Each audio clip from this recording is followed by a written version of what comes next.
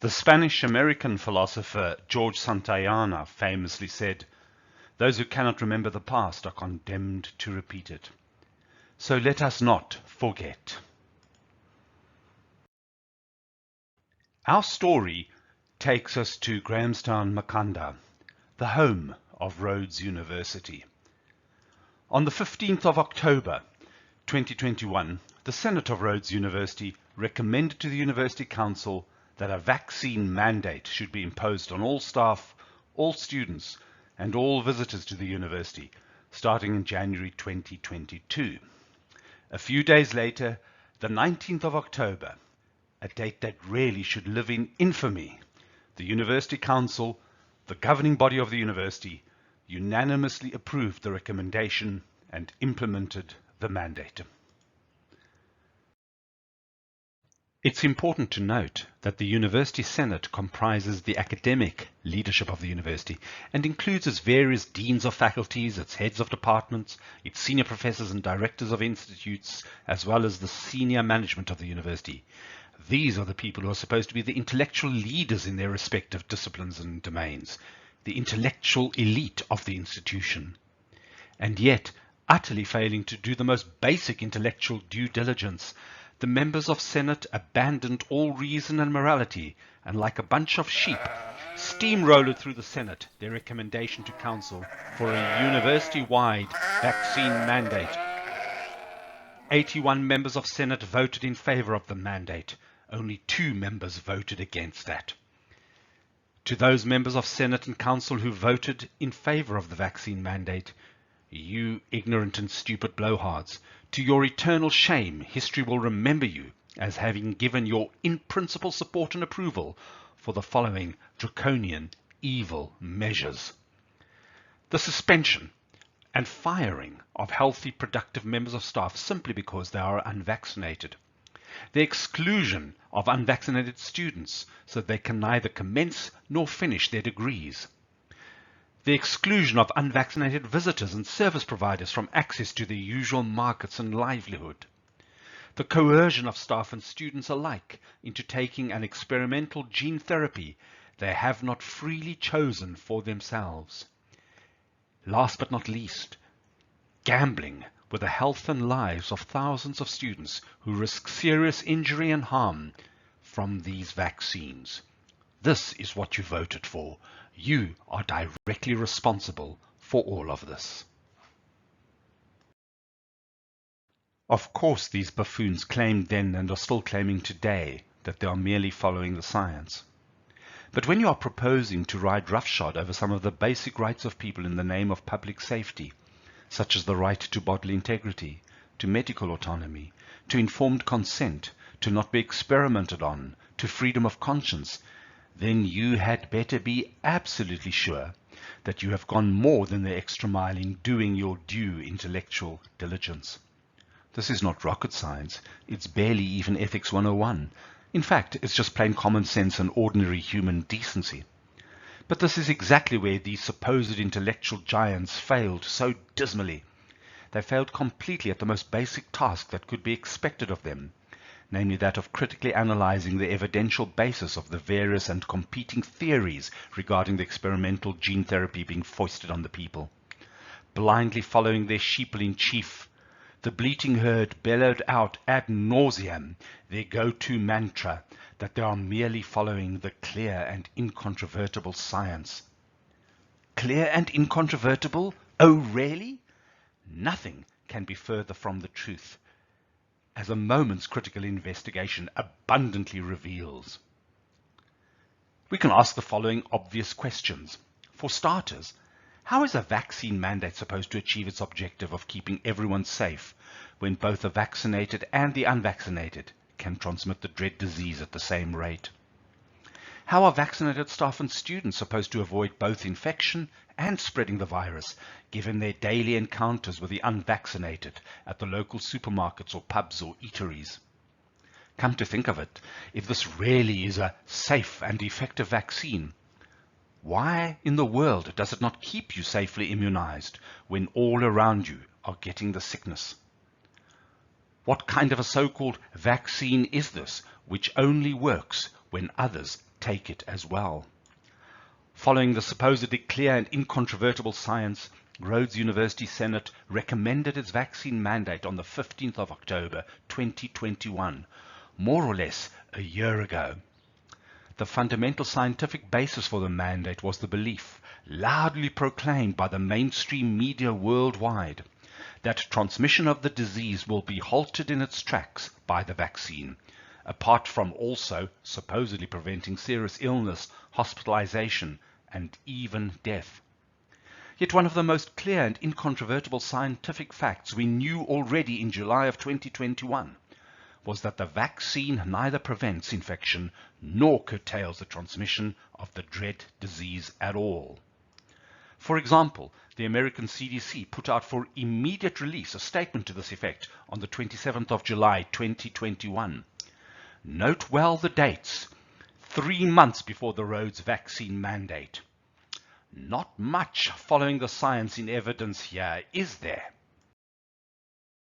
But what they can't do anymore is prevent transmission. So if you're going home to somebody who has not been vaccinated, to somebody who can't get vaccinated, somebody who might be immunosuppressed or a little bit frail, somebody who has comorbidities that put them at high risk, I would suggest you wear a mask in public indoor settings. Especially if there is a breakthrough case, you get COVID, you're fully vaccinated, but you are totally asymptomatic, you could still pass on the virus to someone else. Is that right?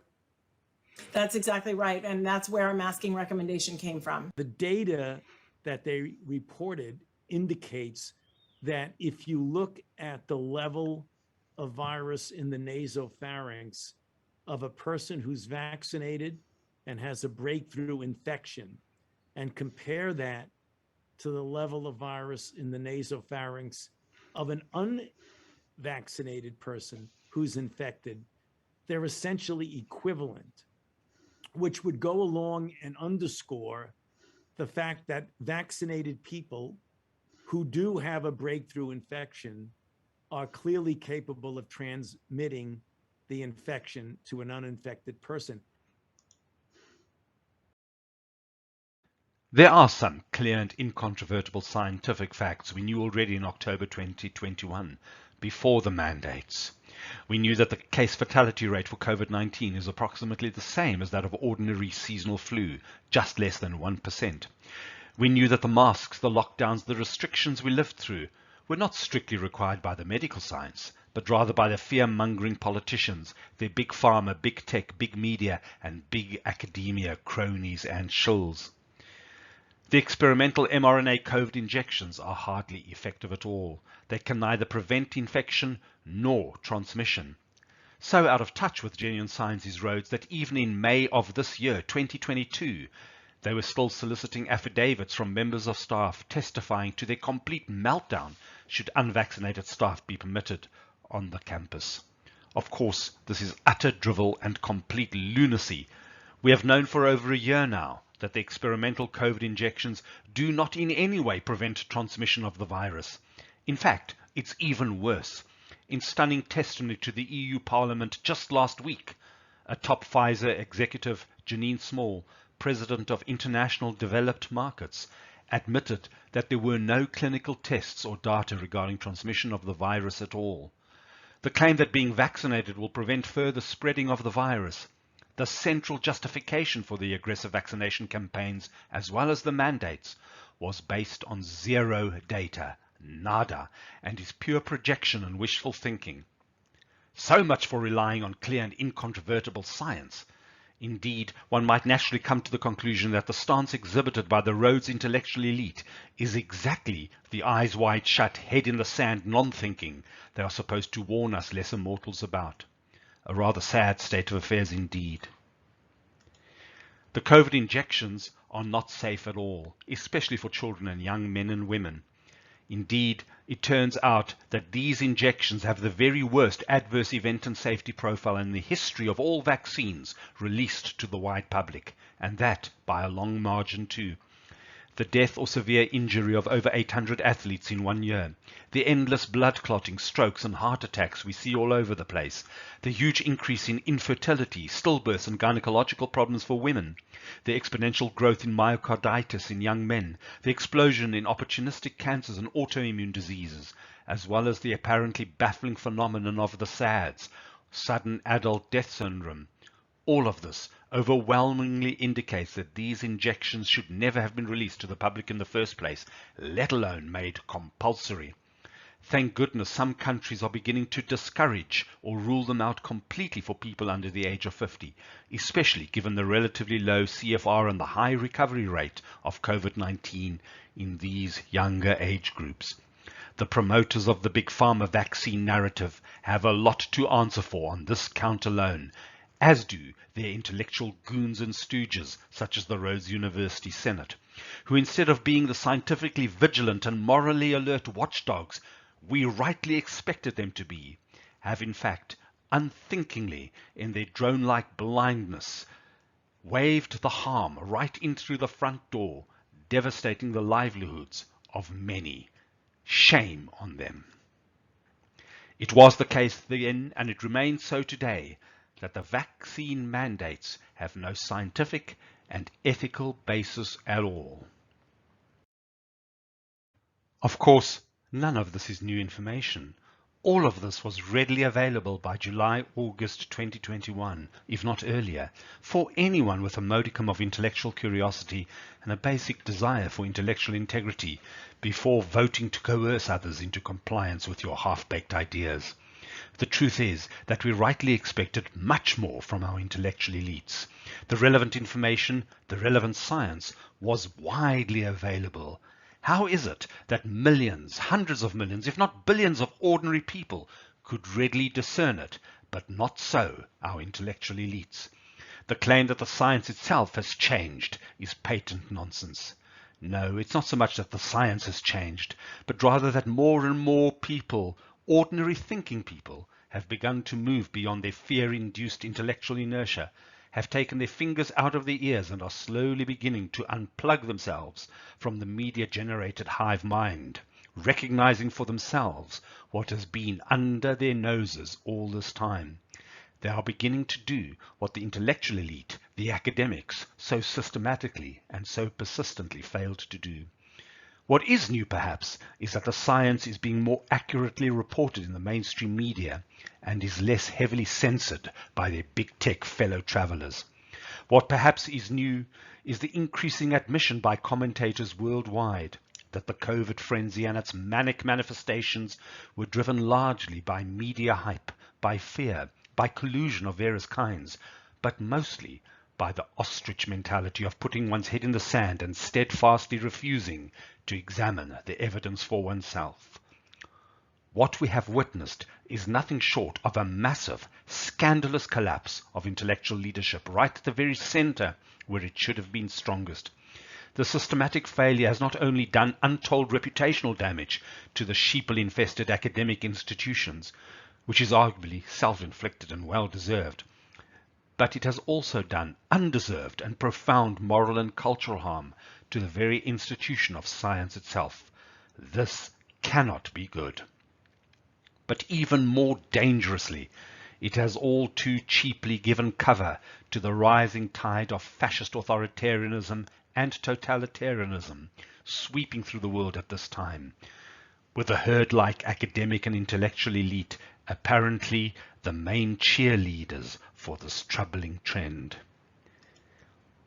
Are these self-congratulatory, virtue-signaling and self-styled intellectual leaders really the ones who should be educating the youth? Are they even fit for the job? Can they really teach anyone how to critically engage our modern world when they so evidently cannot even think for themselves or discern the truth should it even come round and bite them on their proverbial behinds?